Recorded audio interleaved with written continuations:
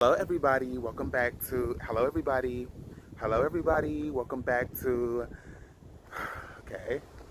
Hello everybody. I am Tony Price and welcome back to I Am T Price.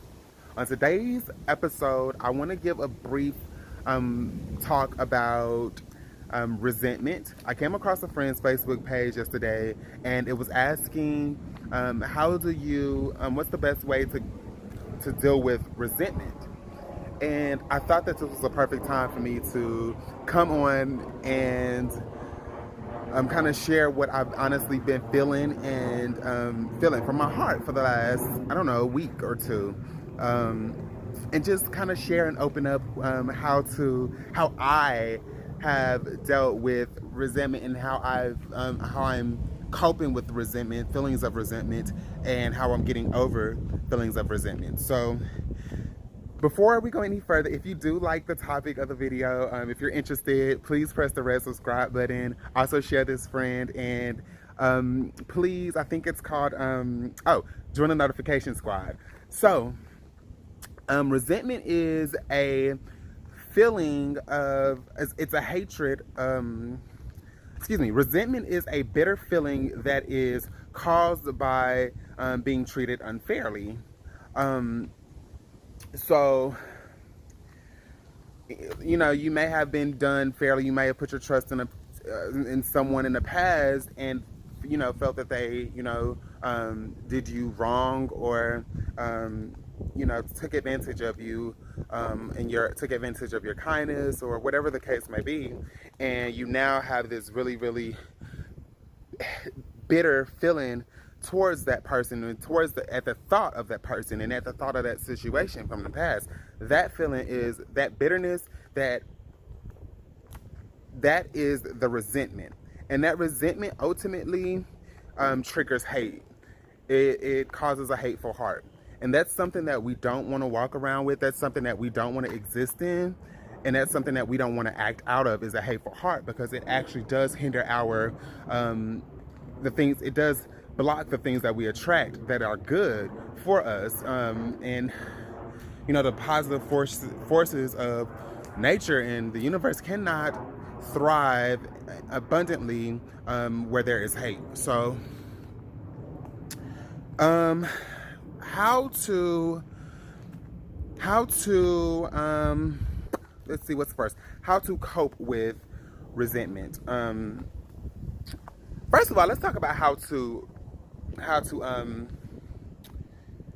let's talk about how to prevent resentment. So everybody is equipped with an instinct. Everybody has a gut feeling of, or a heart chest feeling of who or what types of traits, what type of personalities, what types of actions, and what type of red flags they can or cannot deal with. The best way that I would, if I could tell myself from 2 years ago, the best way that you're going to prevent resentment in your future is going to be to trust your instinct. It's going to be to be confident and be secure in knowing that everybody's not for you. No matter what your motives are, everybody else's motives aren't as pure as yours. So that being said, trust your gut instinct and know that, trust your red flags, that this personality or this character trait of this person isn't necessarily on my wavelength. It isn't necessarily justifiable in my book, and that's okay. Okay, so the first step in preventing resentment in the future is going to be to trust yourself, trust your instincts, trust your guts, and rock with your morals. Now, let's just say, and I won't be so trusting next time. So, yeah, being honest with ourselves and revisiting the past and dissecting the lessons from it that are going to help us to cope with it. Once we begin to honestly and truthfully and openly with ourselves, dissect and be really, really honest to the point that it almost is embarrassing to ourselves that, wow, I knew this. Like, this was in me all along. Like, I knew not to trust this in that person. I knew not to trust this situation. I knew better. This happened before. How did I get back into this situation? Or, you know what? I could have been a little bit more tactful. I was entirely too egotistic in this moment. I was entirely too big-headed. I was too demanding. Whatever the case may be, dissect it, be honest with yourself, be real with yourself. That'll bring about a humbling experience that the positive forces, the universe can really work with. And that'll bring you to your next place of coping and dealing, which is forgiveness. So once you're able to be honest with yourself and dissect the lessons of that past experience causing resentment, you are now ready to begin the forgiveness process.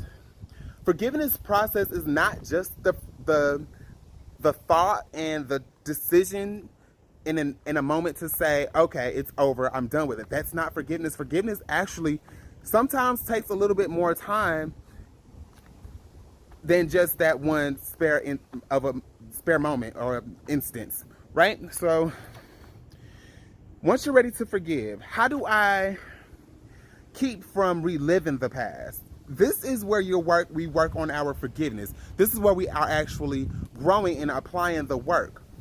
We prevent ourselves from reliving the resentment of the past from remembering this one quote. And that is, you have passed that test and your reward is restoration.